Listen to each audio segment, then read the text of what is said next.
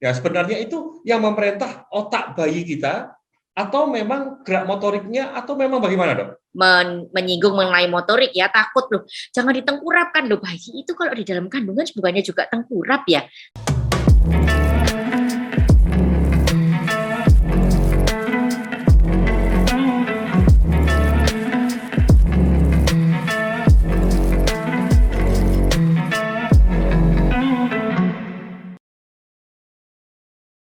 Assalamualaikum warahmatullahi wabarakatuh. Sahabatku Singkong dan Kopi, alhamdulillah kita bertemu kembali hari ini. Saya Haji Norman dan istimewa hari ini tamu saya 18 yang selalu berjuang untuk anak-anak Indonesia, yang selalu memperhatikan kesehatan anak Indonesia, Dr. Wira. Assalamualaikum, Dok. Waalaikumsalam warahmatullahi wabarakatuh.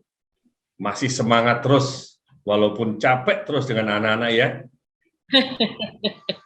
Ya, harus tetap semangat. Tetap semangat ya, meskipun masih dibayangin popcorn dan COVID, kan begitu? Ya, kita selalu berikhtiar Pak Norman, apapun yang terjadi, ya kita pasrahkan semuanya kepada Allah Subhanahu wa Ta'ala. Tapi tenaga medis pada tahun 2021, 2020 capek, benar terforsir betul, karena ya, sangat, ya. Tetapi ya itu sudah merupakan tugas kami, jadi kami ikhlas melaksanakannya. Ya, Dok, kita mulai bincang-bincang kita pada hari ini, Dok. Saya ingin berinteraksi dengan panjenengan. Yang pertama, kenapa sih, Dok, titik daripada perhatian orang tua kita atau di dunia medis ini kepada anak yang baru lahir sampai dengan anak yang berusia, mereka yang anak-anak kita yang berusia 3 tahun. Mohon dijelaskan, Dok. Terima kasih Pak Norman dan para pendengarnya Pak Norman ya nih. Pendengar atau gimana sebutannya ya? Singkong dan Kopi, Dok. Oh, Singkong dan Kopi. Baik. Iya dong.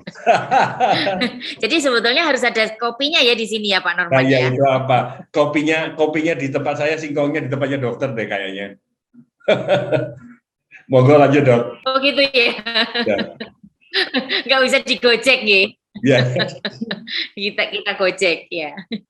Baik, sebetulnya ini pertanyaan Pak Norman yang singkat. Pertanyaannya singkat, tapi jawabnya bisa sampai nanti jam 9 kalau dibuat kuliah ya.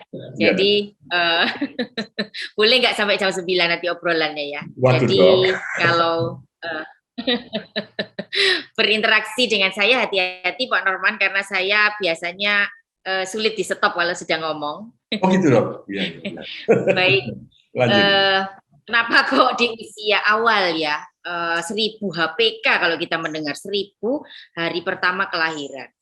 Karena kalau ini saya tinjau karena saya di bidang tumbuh kembang, saya sehari-hari sebagai spesialis anak, khususnya memang konsultan tumbuh kembang ya. Jadi sudut pandang kita malam hari ini adalah lebih banyak menyorot mengenai ilmu dari sisi ilmu tumbuh kembangnya. Kenapa sih kok 0 sampai 2 tahun itu, Dok? Ada apa? Jadi mulai dalam kandungan sampai dia usia 2 tahun. Apa yang menjadi hal secara ilmiah di bidang tumbuh kembang bahwa di usia tersebut Pak Norman itu otaknya itu kecepatan pertumbuhan otaknya itu sangat-sangat cepat. Kalau misalnya kita umpamakan dengan membuat rumah, itu di situ kita membangun pondasinya. Kalau kita meleng di situ, maka kita akan mendirikan rumah dengan pondasi yang sangat tidak kuat. Bayangkan bahwa sejak di dalam kandungan sampai dia di usia 2 tahun pertama kehidupannya itu, berat otaknya itu kecepatan tumbuhnya adalah sampai di usia 2 tahun dia sudah mencapai 60% berat otak orang dewasa. Bayangkan Pak Norman, jadi dari sejak pembuahan sampai kemudian 2 tahun pertama itu otaknya luar biasa cepat tumbuhnya. Kalau kita meleng, kita misalnya tidak memperhatikan mengenai pertumbuhan maupun perkembangannya maupun pemberian stimulasi pada anak-anak kita yang di usia 0 sampai 2 tahun itu, boleh dikatakan belakangannya nanti ya percuma ya artinya, atau bahwa kita tidak terlalu banyak bisa bergerak kalau pemikirannya adalah nanti aja sekolahnya, nanti aja saya pikirkan, nanti aja tidak bisa nanti-nanti. Kita memikirkan anak kita itu harus pada saat sebelum hamil. Jadi bukan pada saat hamil, loh aku hamil, nggak seperti itu. Jadi sebelum hamil orang tua ya, suami maupun istri harus memikirkan apakah aku sehat jasmani dan rohani sehingga anakku nanti lahir dengan keadaan yang kesehatan yang optimal. Seperti itu Pak Norman. Oke. Jadi karena Tadi dokter sudah menjelaskan bahwa ketika itu pertumbuhan otak yang begitu cepat, kemudian 14. apakah otak saja yang pertumbuhan cepat dok untuk anak yang akan menuju ke usia hampir semuanya Pak Norman. Ya, jadi kalau kita membuat cuma kan selain pertumbuhan dari badannya somatik kalau istilahnya di dalam ilmu kedokteran ya, soma itu badan. Jadi tumbuh itu kan semuanya, ya badannya, ya sistem pertahanan tubuhnya, termasuk otaknya. Ini dalam konteks membicarakan mengenai pentingnya kita memperhatikan hal tersebut karena salah satu organ yang juga cukup penting di samping badannya. Jadi organ di dalam tubuh kita ini memiliki kecepatan pertumbuhan yang berbeda-beda. Ada pertumbuhan badan itu cepat di usia pertama, kemudian nanti melandai di usia 4 tahun, 6 tahun, 7 tahun seperti tidak tumbuh atau tumbuh tapi sedikit, nanti kemudian growth spurt lagi di usia pubertas. Kemudian ada organ pertahanan tubuh, tumbuh luar biasa cepat, hampir berlebih-lebihan seperti contohnya tonsil, ya itu juga punya pola tersendiri. Kemudian organ reproduksi punya kecepatan pertumbuhan juga yang secara natural berbeda. Dia tidak akan seperti tidak tumbuh, melandai flat aja, nanti dia akan tumbuh di usia pubertas. Dan yang paling terakhir adalah organ pertumbuhan otak ini tadi yang saya ceritakan bahwa dia akan mengalami pertumbuhan cepat. Sebetulnya Pak Norman di usia 9 bulan di dalam kandungan sampai 6 tahun. Tetapi yang kita bicarakan pada malam hari ini mungkin kita batasi di sampai 2 tahun. Kalau panjenengan membolehkan saya sampai jam 9 malam, mungkin kita bisa sampai di 6 tahun. Gitu, mohon izin. Jadi saya menggunakan istilahnya Prof. Bus bahwa memang hitungan itu hitungan minggu untuk di dalam kandungan. Ya. Kadang-kadang pasangan muda, suami istri muda ini kadang-kadang mereka kan juga pengen tahu dong. Apa kira-kira yang sudah step tadi yang dikatakan bahwa pertumbuhan itu pada posisi anak setelah kontraksi dia keluar, kemudian dari itu sampai dengan 3 tahun, itu yang harus diperhatikan. Nah, kira-kira pada saat menjelang kontraksi atau pada usia yang minggu-minggu yang terakhir, ini apa yang dilakukan oleh ibu-ibu kita? Apa remaja-remaja kita yang sedang hamil, apa yang harus dilakukan dok? Ataukah mereka harus memperbanyak olahraganya atau nutrisinya untuk perkembangan kembang tubuh bayi yang dalam kandungannya? Kalau kita sudah di trimester ketiga, jadi yang perlu diperhatikan itu seperti ini. Jadi biasanya di dalam ilmu kandungan itu dibagi menjadi 3, trimester pertama, kedua, dan ketiga. Yang krusial juga di semester pertama, di semester pertama dan kedua ini, yang pertama ini kan konsepsi pembentukan antara pertemuan sel telur dengan sel sperma. Yang harus sangat hati-hati di 2 pertama ini, terutama di trimester kedua. Semakin muda usianya Pak Norman kehamilan, maka kerusakan yang terjadi apabila itu terjadi misalnya gangguan virus, gangguan bakteri, maka akan semakin parah. Kalau di usia trimester yang pertama bisa keguguran istilahnya kalau orang umum ya, kalau yang di trimester kedua hati-hati ini bisa lahir dengan kecacatan.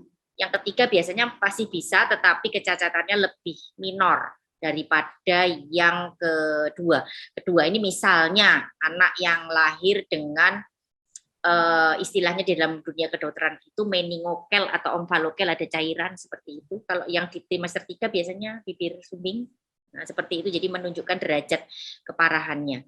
Kalau yang di semester, jadi kalau nutrisi itu sebaiknya memang sudah dipikirkan sejak di sini. Jadi maksudnya sebelum dia hamil pun seorang ibu juga harus memperhatikan apakah saya ini cukup nutrisinya, berat badan saya bagaimana, tinggi badan saya bagaimana, keadaan saya seperti apa, tidak membawa viruskah saya dan suami, misalnya hepatitis B, kemudian HIV, yang lain-lain itu mesti diperhatikan ya Pak Norman sebelum kita menikah, sebelum kita merencanakan untuk memiliki buah hati, seperti itu. Kalau yang pertanyaan Pak Norman tadi spesifik yang semester 3 berarti, jadi sudah mau lahir, maka yang diperhatikan juga antara lain stimulasi. Ingat bahwa di trimester yang ketiga ini bayi itu sudah bisa mulai mendengar, Pak Norman. Makanya kalau di dalam penelitian ilmiah kita itu ada yang stimulasi suara. Ibu hamil diberikan sudah ada penelitiannya yang terakhir ini memang masih yang di Beethoven, belum ada lagi stimulasi musik atau yang lain-lain yang sudah dibuktikan secara ilmiah kecuali yang miliknya Pak Beethoven ini.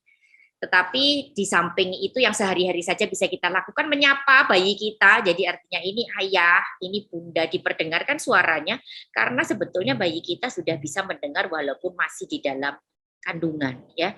Jadi tetap memperhatikan nutrisi dengan cara makan makanan yang gizi seimbang. Kemudian olahraga yang disebutkan oleh Pak Norman mulai dilakukan supaya dia lancar pada saat si ibu, lancar pada saat melahirkan, dan kemudian memberikan stimulasi suara pada anak kita, calon anak kita di dalam kandungan ayah maupun mohon izin. Mohon izin dok, ingin bahwa ya. anak usia itu kan 1, 2, 3 tahun. Gerak motorik mereka kan luar biasa dok, kemana-mana, tangan, kaki, apa semuanya. Bagaimana dok?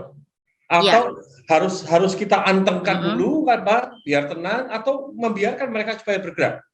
Ya sebenarnya itu yang memerintah otak bayi kita, atau memang gerak motoriknya, atau memang bagaimana dok? Iya, jadi ini hal yang cukup banyak kesalahan ya Pak Norman. Maksudnya gini, bahwa di dalam kandungan itu kan ya memang terbatas ya, sehingga posisinya adalah seperti menutupi mata gitu, menutupi mukanya seperti itu ya, karena memang meringkuk seperti itu ya. Tetapi sebetulnya dia bebas bergerak di dalam kandungan, sehingga otaknya itu sudah terbentuk sempurna, jadi pembentukannya sudah baik, motoriknya juga sudah lancar, sehingga tidak perlu takut lagi apabila misalnya pada saat bayi itu kemudian lahir dengan cara misalnya ya yang orang-orang Jawa ya Pak Norman, saya orang Jawa juga, banyak mitos-mitos seperti kalau misalnya lahir diberikan gurita, lahir di bedong seperti itu ya. Padahal di dalam kandungan kan dia bebas bergerak ya. Coba kalau misalnya kita bayangkan bayi kita sendiri aja, misalnya perutnya diikat, terus kemudian diberi minum setiap 1 jam, piye rasanya Pak Norman gitu. Jadi sebetulnya penggunaan gurita maupun bedong itu mesti diperhatikan ya untuk para orang tua ya. Untuk memberikan ketenangan ya didekap aja atau digendong, tidak perlu diubel-ubel seperti itu. Atau kalau misalnya dia mau tidur ya sebentar diberikan selimut atau bedong ya boleh ya, tetapi pada hari-hari pertama aja sudah itu lepaskan. Jadi masih banyak juga orang tua yang takut tengkurap misalnya. Contohnya yang motorik ini kebetulan Pak Norman menyinggung mengenai motorik ya, takut loh, jangan ditengkurapkan loh, bayi itu kalau di dalam kandungan bukannya juga tengkurap ya, terus apa yang harus ditakutkan ya. Tapi memang 0 sampai 3 bulan pada saat kita menengkurapkan bayi karena kontrol kepalanya masih belum baik, belum bisa ndangak gitu ya Pak Norman istilahnya, maka tetap harus diawasi. Tetapi bahwa dia kemudian ditengkurapkan justru supaya kemampuan untuk menggerakkan kepalanya terstimulasi, dia bisa mengangkat kepalanya. Bayi kita itu sudah bisa, luar biasa. Allah menciptakan dengan sedemikian sempurna, tidak perlu ada yang ditakutkan sebetulnya untuk motorik anak-anak kita. Ya, masih banyak yang salah mengenai ini ya. Salah kaprah begitu ya dok? Iya. Jadi digendong kemana-mana seperti itu Pak Norman. Masih seperti itu banyak di masyarakat kita ya. Kan sesuai lagu dok, digendong kemana-mana kan. Iya tak gendong kemana-mana. Kan kadang-kadang ini kan yang repot, ini yang susah, ini kan bukan ngadepi mamanya yang melahirkan, ngadepi neneknya yang rewel kan gitu dok. Jadi bukan bayi yang rewel, neneknya yang rewel. Dok, ya memang keluarga kita karena keluarga kita ini keluarga besar, maksudnya kita ini di Indonesia kan extended family ya Pak Norman ya, bukan nuclear family yang tidak ibu, ayah dan anak. Sebagian besar orang di Indonesia ini kan kalau kita punya anak semuanya gerumpul di rubung gitu ya. Jadi memang kadang-kadang nenek atau kakek akan mendominasi cucunya seperti itu. Dok, mohon izin, saya ingin beralih ke pertanyaan bahwa banyak balita-balita kita yang terlambat untuk bicara, terlambat juga untuk dia dalam bahasa. Apakah ini persoalan telinga, ataukah persoalan mulut, atau persoalan otak, dok? Ini pertanyaan yang juga cukup sering dilontarkan ke saya dan juga masih mendominasi praktek sehari-hari saya.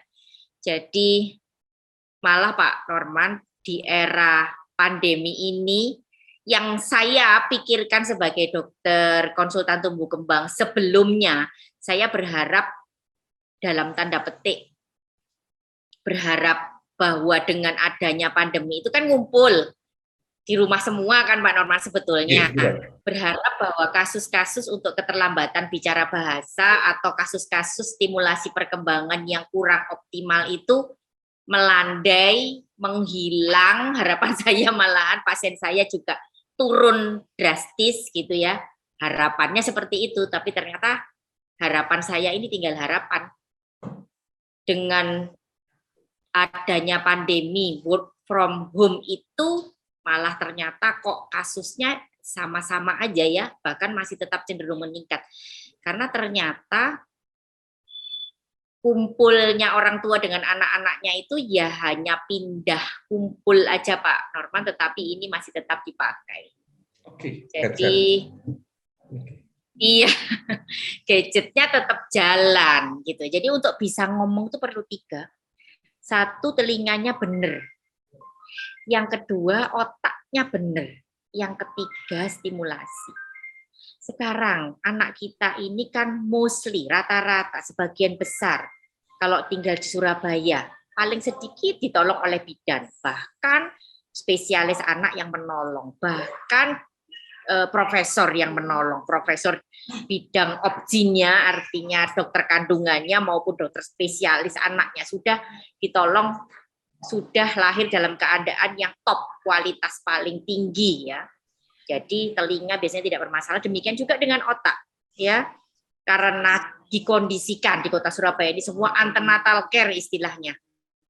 Pemeriksaan pada saat dia masih di dalam kandungan selalu dipantau, di posyandu dikejar-kejar, artinya ibu hamil itu selalu ada pendampingan dari PKK, dari kader, semuanya insya Allah berjalan dengan lancar.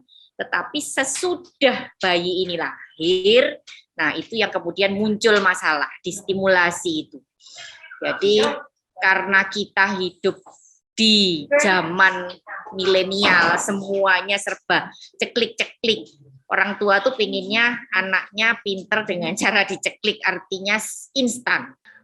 Mulai dari usia 6 bulan, begitu kontak matanya sudah mulai bagus, mulailah diperkenalkan dengan gadget. Padahal Pak Norman, aslinya anak umur 0 sampai 2 tahun, perjanjian standar internasional dari dokter spesialis anak seluruh dunia, 0 screen time. Screen itu ya HP, ya laptop, ya tab, ya TV. 0. Everything. Karena apa yang dibutuhkan untuk dia kemudian berinteraksi itu adalah ngomong, kontak mata. Sekarang ke kami dengan keluhan anak umur 18 bulan, anak umur 2 tahun, bahkan sudah 2,5 tahun belum bisa ngomong, kontak matanya juga tidak baik, itu karena memang kontak matanya sama siapa? Wong sehari-hari sama HP kok. Bagaimana bisa kontak mata? Kontak matanya siapa Pak Norman? Gitu loh. Jadi, mohon izin dok. Ya. Paling tidak rumah itu adalah pusat untuk merawat mereka. Rumah adalah tempat untuk mereka berkomunikasi sejak 0 sampai 3 tahun.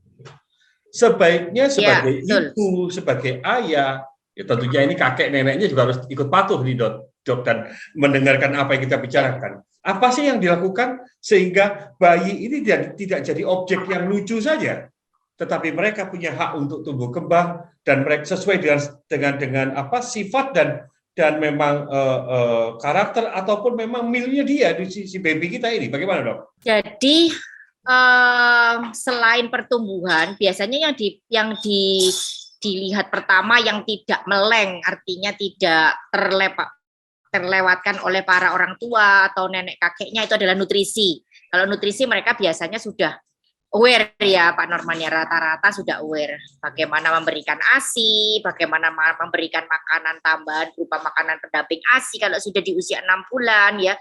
Tetapi yang kemudian sering ditinggalkan itu adalah stimulasi. Dianggap pinter-pinter dewe ya. Orang tua merasa punya hak untuk kembali bekerja. Mereka lupa bahwa si anak itu juga punya hak untuk diberikan kasih sayang, diberikan stimulasi dari rumah. Harusnya melakukan seperti apa Pak Norman? Misalnya untuk orang tua, petunjuknya dari mana? Bagaimana saya melakukan, bagaimana saya tahu bahwa anak itu bertumbuh dan berkembang secara normal? Kan itu mestinya pertanyaan yang harus dimiliki oleh semua orang tua ya, karena memang kepingin anaknya pinter, kepingin anaknya cerdas, kepingin anaknya sehat, peganglah buku KIA. Sekarang ini buku KIA ya, buku pink kalau kita bilang, buku kesehatan ibu dan anak. Kebanyakan masih meremehkan. Sudah ada penelitiannya di Surabaya, terutama bahwa punya buku KIA, 70-80% orang tua itu memiliki buku KIA, tapi yang mengisi, menghayati, melakukan checklist, membaca, itu hanya 25-30% Pak Norman. Bayangkan, wis karek moco, hanya tinggal baca, dan melaksanakannya pun tidak dilakukan. Nanti disodorkan ke dokter spesialis anak atau dokter konsultan tumbuh kembang seperti saya, umurnya sudah 2 tahun, dok, betulkan anak saya sekarang terlambat bicara. Jadi sekarang ini masih dalam bentuk saya dokter konsultan tumbuh kembang sebagai pemadam kebakaran. Kalau sudah terbakar, tolong padamkan. Itu kan seperti itu. Padahal hal-hal yang seperti ini bisa dicegah. Ya, dok, artinya bahwa seperti yang saya sampaikan tadi kepada dokter bahwa perlu selalu dipantau, dideteksi pertumbuhan anak itu di rumah kan begitu dok? Monggo, bagaimana dok? Iya, betul. Bisa dilakukan di rumah Pak Norman. Jadi hanya dalam tanda petik, sayangnya yang hanya ini pun tidak dilakukan gitu loh. Kan tinggal baca aja, sudah diadakan bukunya, sudah disediakan oleh pemerintah. Buku itu gratis Pak Norman, bisa di-download. Buku KIA 2015, buku KIA 2020, versi apapun boleh dipakai. Yang tidak diboleh adalah kita tidak melakukan pemantauan. Bagaimana kita tahu anak kita berkembang normal? Bagaimana kita tahu tumbuhnya bagus? Jangan dibandingkan dengan anaknya orang, kan punya standar. Standar ini valid yang di dalam buku KIA ini. Sudah ada penelitiannya, sudah didasarkan pada basic keilmuan yang sudah terpercaya, tetapi tidak dilakukan, gitu loh Pak Norman. Jadi artinya masih banyak yang belum menjiwai, belum betul-betul ngeh dengan buku KIA ini yang merupakan alat yang standar itu untuk dipakai sehari-hari. Padahal itu adalah hal yang sangat sederhana. Masih banyak yang membandingkan dengan anaknya orang lain, baik pertumbuhannya. Jadi anak saya kurus dok, anak saya kecil dok, kok tahu misalnya gitu. Anak saya berat badannya nggak naik-naik, anak saya tidak mau makan. Kok tahu? Karena dibandingkan dengan anaknya, kakaknya, sepupunya, temannya. Tidak bisa seperti itu Pak Norman, harus dibandingkan dengan alat yang terstandar. Kan sederhana, menggunakan buku KIA saja. Bisa dilakukan di rumah, tidak perlu ke dokter spesialis anak, apalagi mencari dokter konsultan tumbuh kembang seperti saya. Cukup dilakukan di rumah, itu saja yang saya pesankan. Mudah-mudahan nanti para penikmat singkong dan kopi ini ada yang mau ya membantu untuk oh iya ya saya buka sih coba isinya apa ya.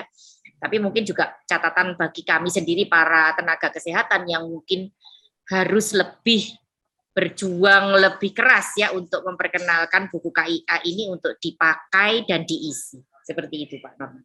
Oke dok, artinya bahwa di usia berapa sih dok anak itu sebenarnya standarnya dia sudah teriak, dia sudah bicara A, dia sudah bicara sesuatu yang memang itu ya standar itu anak. Jadi ketika anak itu pada tahun yang sebegini itu dia tidak menampakkan seperti itu, cepat-cepatlah orang tua ini untuk memperhatikan daripada tumbuh kembang anak. Berarti ada keterlambatan di situ, kan begitu dok? Ya. Fase-fasenya dok, maksud saya. Fase-fasenya. Gampang sekali, ya. Gampang sekali. Gampang pakai U ya sebetulnya. Tinggal mau atau tidak Pak Norman ya.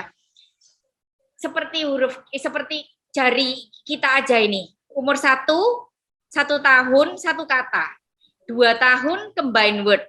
Jadi 1 kata combine word. Mama pergi, papa bubuk 2. 3 tahun 3 sampai 4 kata. 4 tahun ngomong seperti kita. Jadi kalau 1 tahun belum produce one word, tolong ditanyakan, tolong dievaluasi, tolong memperhatikan. Oh ya, kenapa ya kok 1 tahun belum sama sekali 1 kata? Karena sebelum misalnya Pak Norman gampangnya, kalau 1 tahun atau sampai 18 bulan ya, batasnya itu sebetulnya batas paling atas harus ada 1 kata tuh 18 bulan. Belum 1 mama gitu aja. Kenapa sih kok mama dan papa yang dicontohkan Pak Norman? Bukan kita sok-sokan orang barat ya. Tetapi mama dan papa itu hanya membutuhkan bibir atas dan bibir bawah kita aja. Sehingga itu yang dipakai sebagai standar ya. Di samping bahwa mestinya mama dan papa adalah inner circle-nya ya, terutama anak kita itu kan bersama dengan mama dan papanya, bersama dengan orang tua. Jadi itu, sebelum bisa mama, dia kan harus bisa mama itu di 9 bulan Pak Norman, mundurnya lagi ya. Sebelum bisa mama kan mengeluarkan A, I, U, E, di mulutnya ini, itu kan di 6. Jadi sebetulnya di buku KIA itu malah di usia 3 bulan kita itu sudah harus melakukan checklist perkembangan pada anak kita. Sudah bisa Pak Norman di 3 bulan itu ngecek anak kita baik atau tidak secara pertumbuhan dengan KMS lembarannya di dalam buku KIA yang seperti grafik itu, perkembangannya kita lihat di sekitar halaman 50 ke atas mulai 3 bulan. Jadi kenapa saya agak ngotot dan merasa sedih kalau datangnya di Dokter Mira itu umur 2 tahun atau 2,5 tahun, karena mendeteksinya itu bisa di 3 bulan loh Pak Norman, gitu loh. Kan ya nangis ya dokternya sebetulnya. 3 bulan, 6 bulan, 9 bulan, 12 bulan. Nah kalau mau kan terdeteksi Pak Norman. Nggak menemui saya di 2 tahun. Okay. Yang terjadi kan bahwa sudah tunggu, jadi sebetulnya tahu 1 tahun belum ngomong, tunggu aja 15 bulan, tunggu aja 18 bulan, terus sampai 2 tahun. Nah kalau gitu istilahnya apa untuk Dokter Mira? Pemadam kebakaran bukannya, itu Pak Norman. Artinya dok, sekali lagi saya ingin sampaikan, sahabat-sahabatku Singkong dan Kopi, bahwa inilah titik persoalan kita. Ternyata jangan salahkan anak, tapi keluarga ini yang semestinya yang lebih tahu untuk memberikan kesempatan kepada anak tumbuh kembang sesuai dengan standar-standar yang sudah ada. Tadi Dokter Mira sudah menyampaikan ya dok, bahwa ada bukunya, ada ininya. Atau kita ini mungkin lupa dengan kakek nenek kita dok. Kan zaman dulu itu kan ada tembang segala macam ya. Sekarang mungkin iya. Iya. Jadi sekarang ibu-ibunya lebih sering nonton Korea mungkin dok. Ya, digantikan dengan zamannya beberapa tahun yang lalu itu, sayangnya ya Pak Norman, yang ditonton itu tidak sesuai dengan usianya. Pertama dilanggar, artinya nggak boleh screen, tetap pakai screen. Yang kedua yang ditonton juga tidak sesuai dengan usianya. Yang ketiga tidak didampingi. Kamu nonton, aku nyapu, kamu nonton, aku ngepel, kamu nonton, aku masak. Ini sebetulnya salah besar. Kalau misalnya pun dia nonton, ibu dan ayahnya mendampingi. Itu apa nak? Anjing. Itu apa? Kucing. Oh itu ikannya bagus, burungnya bagus. Seperti itu tidak dilakukan. Ya. Jadi yang ditontonkan tidak sesuai dengan usianya, berbahasa asing, atau kadang-kadang tidak berbunyi. Pak Norman ingat nggak Sound and the Sheep? Ya, saya mengeluarkan judul cerita ya. Jadi seperti itu yang ditonton loh lah, yang ditiru apa ya? Atau Marsha and the Bear yang juga bukan bahasa kita. Atau yang terbaru ini yang diceritakan kepada saya mengenai Cocomelon, sampai saya juga harus membuka YouTube dan yang lain-lain. Cocomelon itu apa? Ya. Karena memang anak-anak saya sudah tidak di zaman yang Cocomelon, Pak Norman ya. Jadi atau Ipin dan Upin. Ipin dan Upin itu untuk anak umur 4 tahun. Jadi tidak cocok kalau ditonton untuk anak umur 1 sampai 2 tahun yang ngomongnya cepat seperti saya ini, nggak cocok. Untuk memberikan stimulasinya terlalu cepat. Kan harusnya ini apa? Bawa ke sini, bilang apa sama mama, terima kasih ya. Jadi kalau ngomongnya seperti Ipin dan Upin yang sudah 4 tahun, tidak sesuai dengan usianya. Dan buat apa sih nonton untuk anak umur 0 sampai 2 tahun? Oke. Seperti itu, Pak. Dok, mohon izin yang terakhir nih. Artinya ketika anak di umur 0 sampai 3 tahun, ini ibarat sebuah komputer itu, otaknya itu kan betul-betul tidak secara steril, tapi luar biasa cara merecord sesuatu, sehingga di sininya di mereka betul-betul tertanam suara, tertanam ingatan mereka. Apa seperti itu, Dok? Apakah sama seperti kita orang tua-tua ini? Bagaimana, Dok? Iya, jadi alamiahnya, naturalnya, ya, 0 sampai 2 tahun itu adalah I am what I given. Jadi aku akan menjadi apa yang diberikan kepadaku, yang distimulasikan apa. Kalau 0 sampai 2 tahun itu tadi kebanyakan film-film yang seperti itu, ya sudah hasilnya ya seperti itu. Nanti 2 sampai 4 tahun I am what I will, sakarepku. Jadi kalau 0 sampai 2 tahun tidak dibentuk, tidak diberikan apa-apa, tidak given anything, apalagi masuk ke fase berikutnya sudah kadung, nanti masuk ke sakarepku deh, nggak mau dok, semaunya sendiri. Jadi memang anak umur 2 sampai 4 tahun itu ya semaunya sendiri. Tetapi kalau di 0 sampai 2 Anda tidak memberikan apa-apa, lah ya tambah angel, akan semakin sulit karena di 2 sampai 4 itu dia menjadi I am what I will, sakarepku. Oke, jadi Dok. Di 0 ya, mohon izin, Dok. 2, saat kapan yang tepat untuk kita melatih mereka bicara? 99. Saat habis sholat subuh kah? Atau maghrib? Atau apa? Atau ketika mereka bangun, kita sapa mereka? Atau bagaimana, Dok? Sayangnya jawaban saya adalah setiap saat, setiap waktu, Pak Norman. Ya, Dok. Berarti mama sama neneknya ini yang harus komunikasi terus-terusan ya. Berarti yang dihafal kayak rice cooker. Iya, setiap saat. Iya. Saya hanya minta bahwa anak-anak kita, kan gini loh Pak Norman, katanya minta kepada Allah, katanya minta kepada Tuhan, aku diberikan keturunan, kan sudah diparingi, sudah diberi. Jadi ya tanggung jawab kalau sudah diberikan anak, ya kan seperti itu. Nanti yang menanya kita di akhirat kelak itu adalah Tuhan, adalah Allah Subhanahu wa Ta'ala. Silakan dijawab sendiri. Kalau sekarang mungkin saya yang tanya ya, saya mungkin biasanya gitu kalau berargumentasi sama orang tua. Ingat loh mama, papa yang tanya sekarang Dokter Mira. Tapi nanti yang tanya bukan saya ya, silakan jawab sendiri. Oke, Dok, terima kasih Dok, terima kasih matur nuwun sangat. Jadi harapan kita ini pertemuan kita yang pertama, tetapi harapan saya kita akan ketemu kembali sesuai arahan dari Prof. Gus, Singkong dan Kopi bersama Pak Insya Allah. Ya. Untuk mencerdaskan daripada bangsa, mencerdaskan daripada masyarakat kita agar sebaiknya mencegah preventif daripada kita sakit dan membuat anak kita tidak dipaksakan untuk tumbuh cepat tetapi sesuai dengan usianya. Demikian Dokter, matur nuwun sangat Dokter Mira, luar biasa penjelasannya. Saya jadi kepingin jadi bayi Sami-sami. lagi. Selamat malam. Nggih, matur nuwun. Sahabat Singkong dan Kopi, demikian luar biasa Selamat malam, hari ini. sahabat iya, Singkong dan Kopi. Matur nuwun Pak Norman. Nggih. Saya ingin menyapa kawan-kawan. Sahabat Singkong dan Kopi, luar biasa malam ini, hari ini. Dr. Mira sudah menjelaskan luar biasa. Ternyata seperti itu. Artinya bahwa ketika kita diberikan anak, itu adalah karunia dan itu adalah titipan Allah. Dan kita wajib menjaganya. Sebenarnya gampang, seperti tadi Dr. Mira mengatakan, sudah ada pakemnya, ada aturannya. Ikuti yang terbaik, berikan yang terbaik, dan yang paling penting, jangan berikan anak kita sesuatu yang membuat mereka tidak sesuai pada usianya. Terima kasih Dok, matur nuwun. Salam hormat, wassalamualaikum warahmatullahi wabarakatuh.